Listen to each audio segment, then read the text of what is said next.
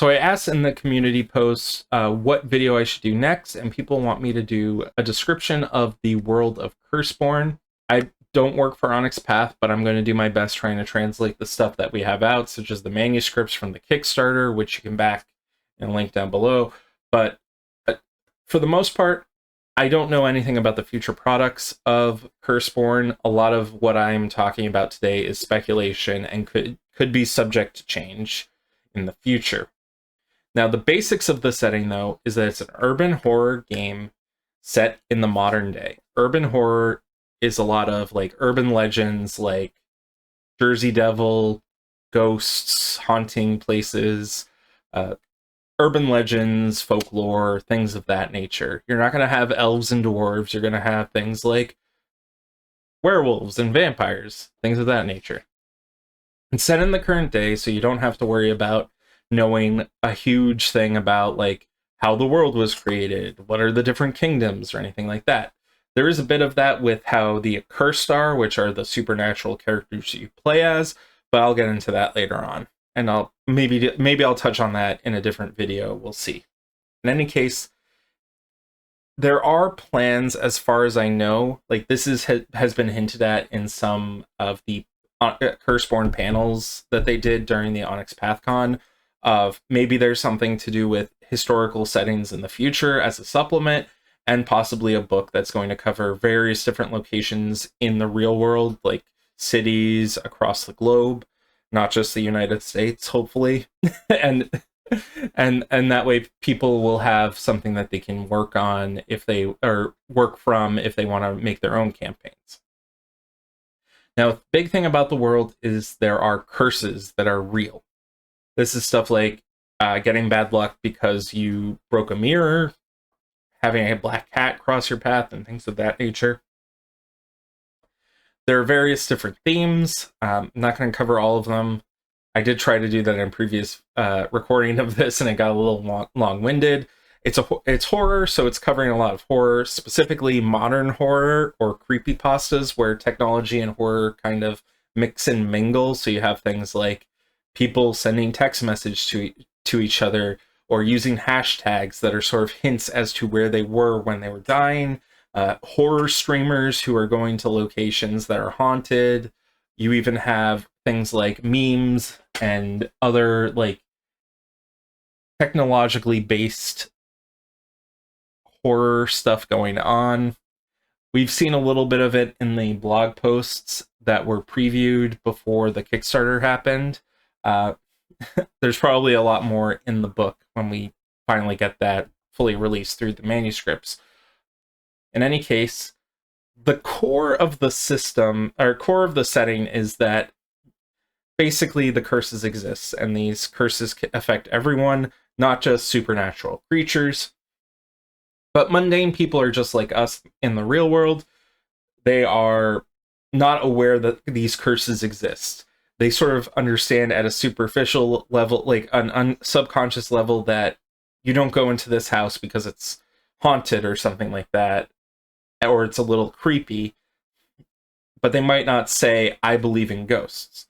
Or if they do, most people will be like, okay, he believes in ghosts. Like, a lot of people believe in weird things that's not out of the ordinary. But in this world, ghosts are real. In this Curseborne world, ghosts are real.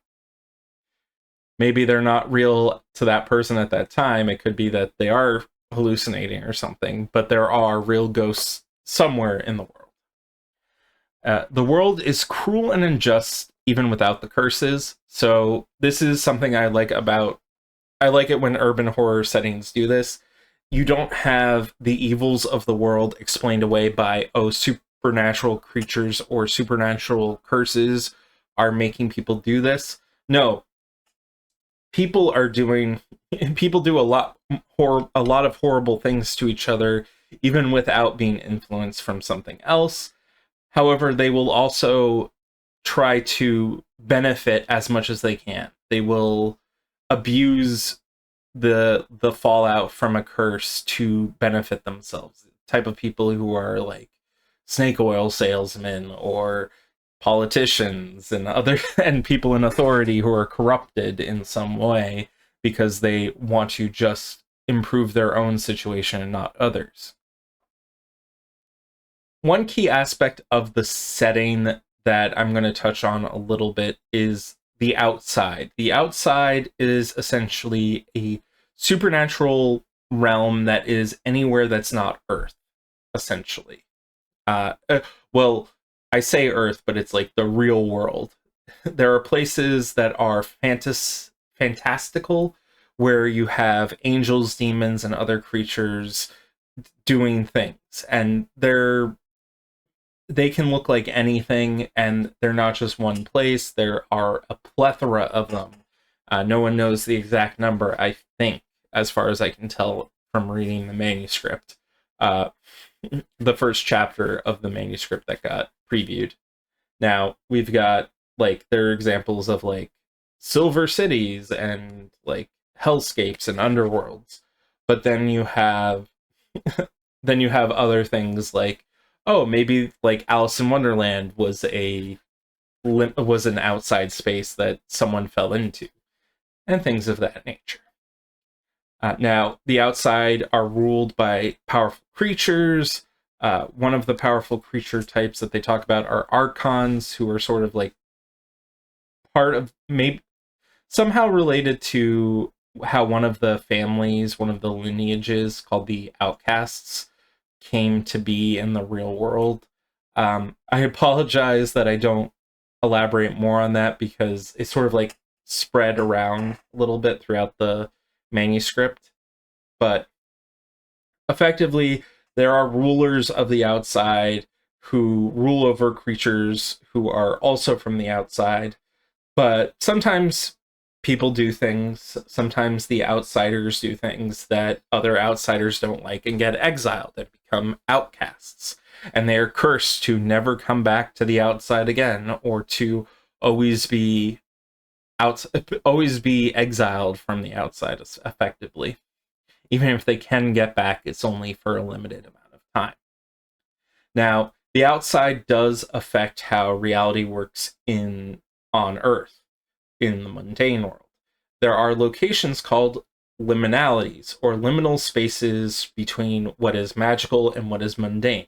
They're not always necessarily from interacting with the outside, but most of them are when the mundane world bleeds into the outside. These are things like haunted houses, mysterious rooms that don't exist on floor plans, elevators that go to floors that don't exist, on like the 13th floor of a hotel, and etc. stuff. Like, you go down a back alley and into a trap street in the UK.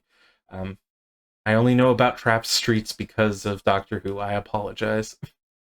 There were some examples that were given in the manuscript that we've seen so far in chapter 1 or chapter 2 of the world of Curseborne. You have things like a petrified wood shop off of I-40 in Arizona, where the back room of it is this weird place that is either outside of the shop, or an office, or an entirely new domain, and the person in it is just kind of creepy and will answer some questions before just disappearing. There's a village hospital in, and I'm sorry if I mispronounced this, Busan,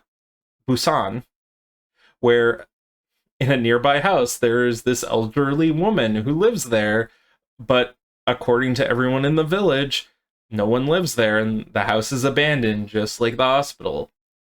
You have a cemetery where a statue is overlooking the dead people who are, or all the ghosts who are residing in the graveyard.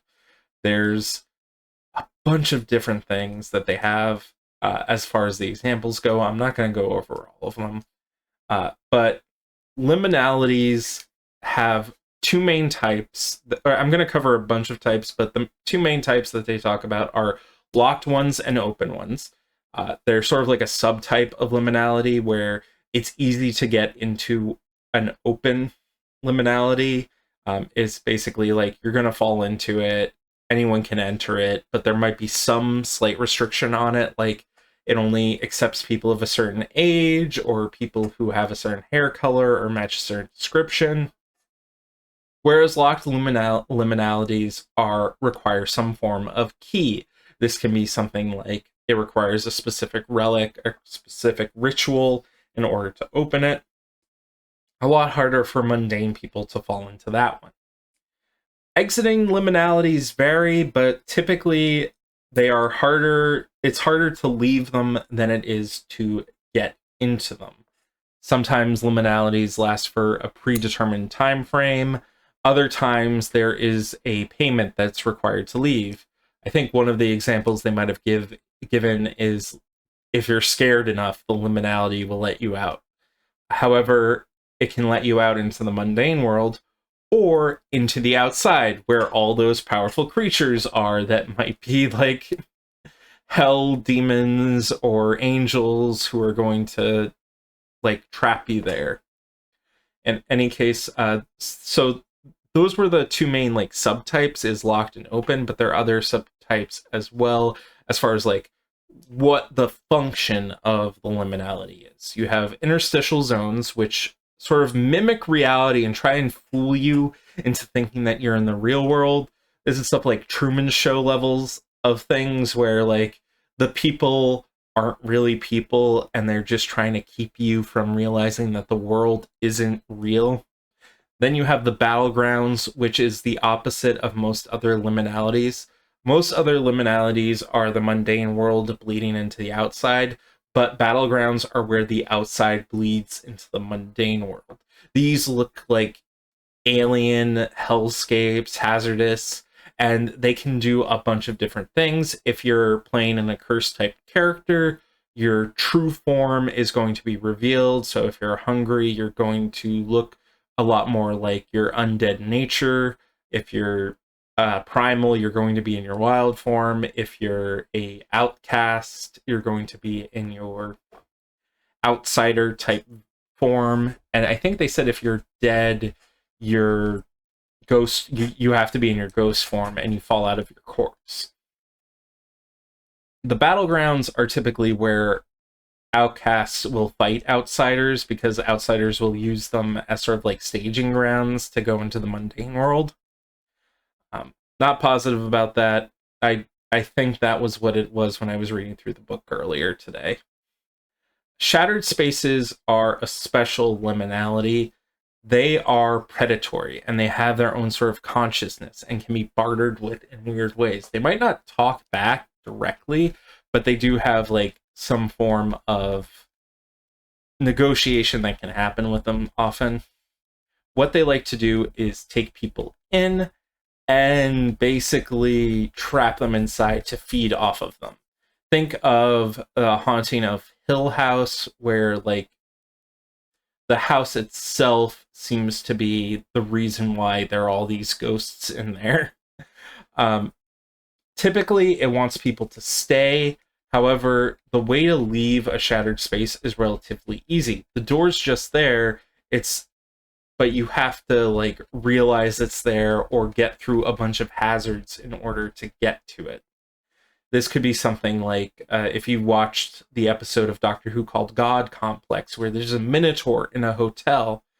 If you believe in something, such as a higher power or luck or some divine force, you are going to be fed off of in that space. But one of the characters is an atheist, and what he sees is an exit sign because the shattered space, the hotel itself or whatever, knows it can't feed off of him. So it gives him an out.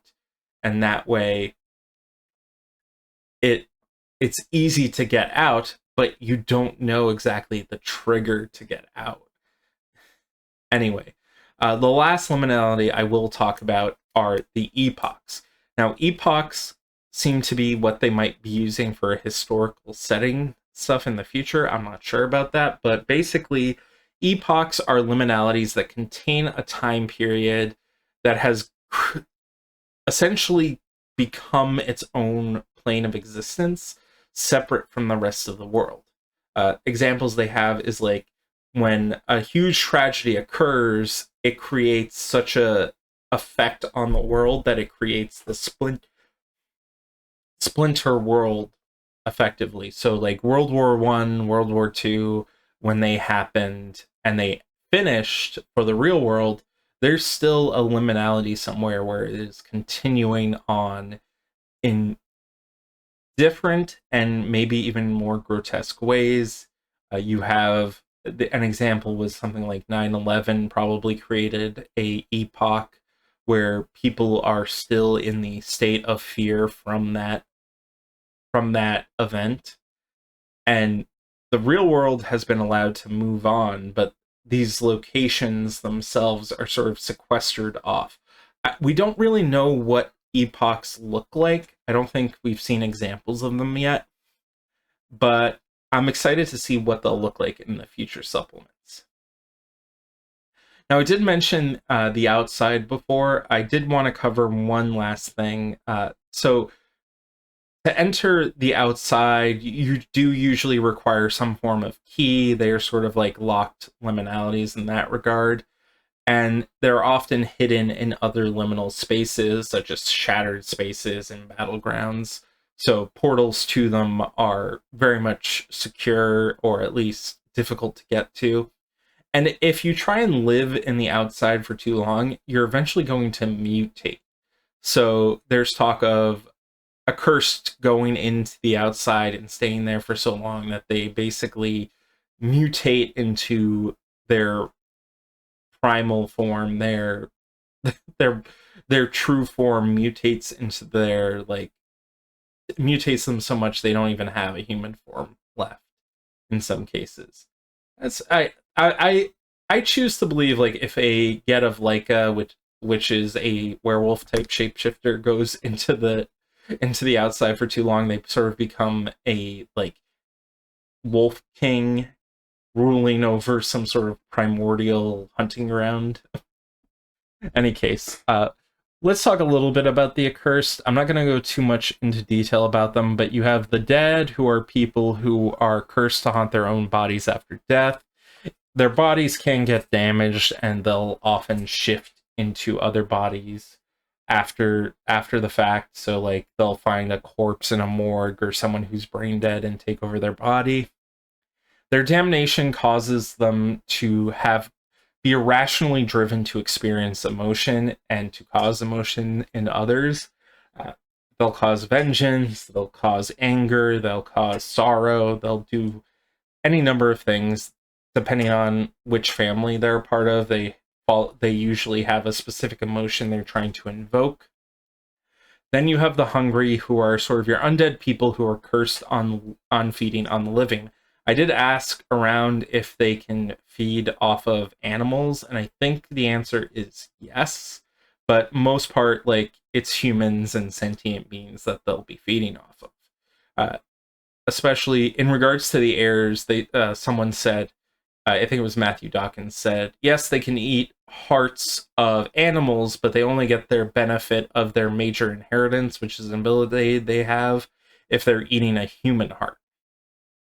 And you have the outcast beings from the outside, who are cursed with exile. Their true forms are hidden behind a mortal mask, and their damnation is to seek out connections with mortals.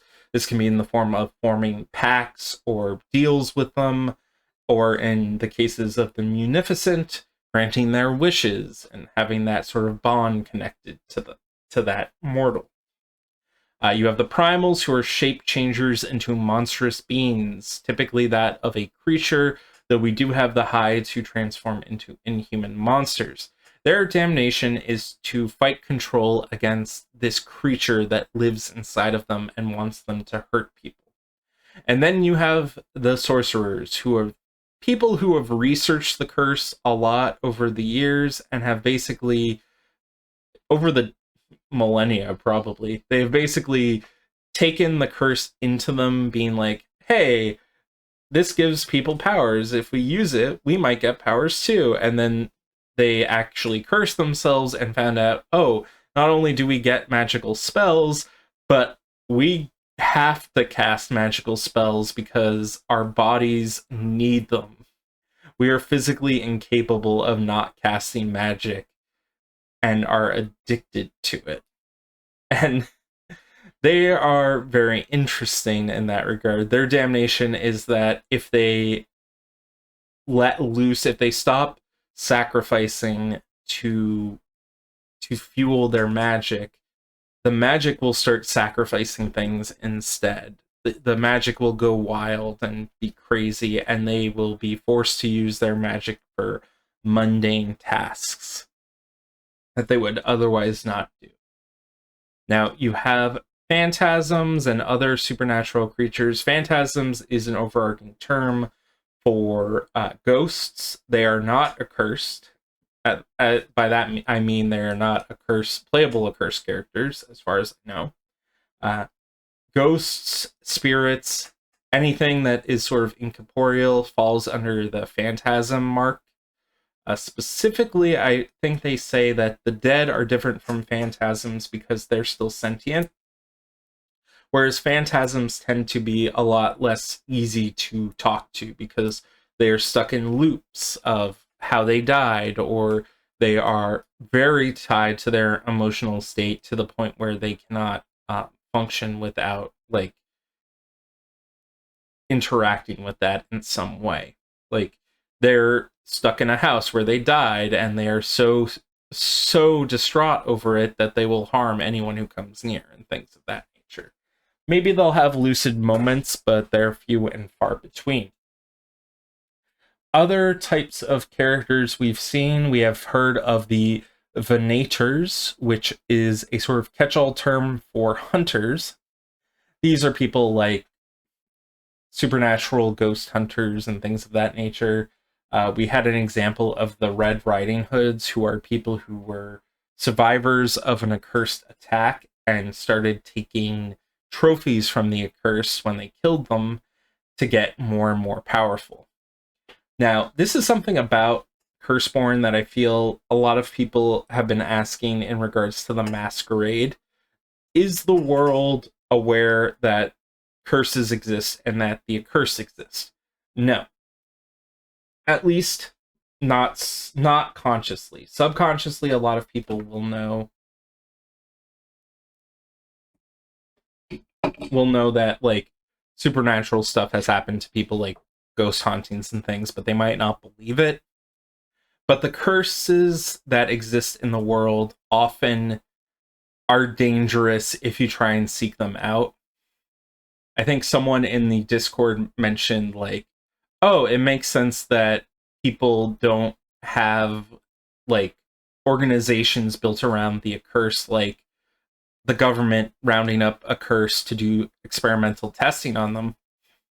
Because if they were to do that, that department would go crazy and there would be like moral failings and people would go missing and it would be a cursed project. Quite literally, not being able to show results because of all the bad luck that is sort of accumulated from these curses, which I kind of like, because I like the idea that there's not some supernatural police out there that is like organized globally across the world. But who knows, maybe they'll add one in a future supplement when they go to the higher entanglement levels. Because right now, the Curseborne book is set up for very local storytelling. Like, you're not going up against the biggest, baddest characters out there. You are going up against, like, landlords. You're going up against your parents who are cursed. You're going up against a lot of more personal threats as opposed to existential threats like demigods. If I were to compare it to another Onyx Path property like Scion, Curseborne is kind of like the origin or hero level of Scion. The demigod and god level hasn't been unlocked yet, hasn't been developed yet, so we don't know what that's going to look like. So you're facing the threats that someone at a more local level is likely to face. The threats of the outsiders who are trying to get into your local city. The accursed family who's decided to take territory that was once owned by your family. things of that nature. So this is where a lot of my opinion is going to come out on Curseborne. Specifically, Curseborne in relation to other urban horror and urban fantasy games that exist. To talk about the elephant in the room, we have World of Darkness and Chronicles of Darkness, which a lot of the people working on Curseborne used to work on. They are veterans of urban horror in tabletop RPGs, and they are making their own system, their own setting that makes its own mark on the genre, in my opinion. It's doing things that if they were done in World of Darkness, would not be World of Darkness. We have werewolves that are not linked to spiritualism in any way. You have vampires who drink stuff other than drink stuff other than blood, but also have their own like family lineages and all this other stuff. You have sorcerers who are a lot more dark, I feel, than the mage characters in other games. And it's something I appreciate. It is something I've been asking for myself for a long time. And yes, I have a YouTube channel. Maybe Onyx Path has heard me talk about it. I honestly, though Curseborne's been in production for such a long time, I doubt I've had as major of effect on its development as people think. In any case, I really like where Curseborne is going.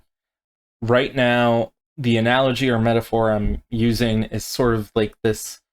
It's the difference between, imagine Curseborne as a blank canvas that is being turned into a circle. And right now, there are 3 stages. There's the outline of the circle, and then there's like the rough details, the rough draft in the middle, and then there's the final product of like a fully like picture perfect sphere that has all the shading and details and things of that nature. Right now, I think Curseborne, as far as the manuscript goes, is right about like at a like 85% done state. There's still a lot of chiseling around the edges, making a little some minor corrections before it gets to that picture perfect sphere that we're looking for, but it's getting there, and I'm really excited to see where Curseborne's going to end up. It's probably going to be my go-to main game for a while. I still like Chronicles of Darkness, I still like World of Darkness, but they do their own things, and they do those things well. But I really like mechanically where Curseborne is right now. I enjoy, as a GM myself, not having to I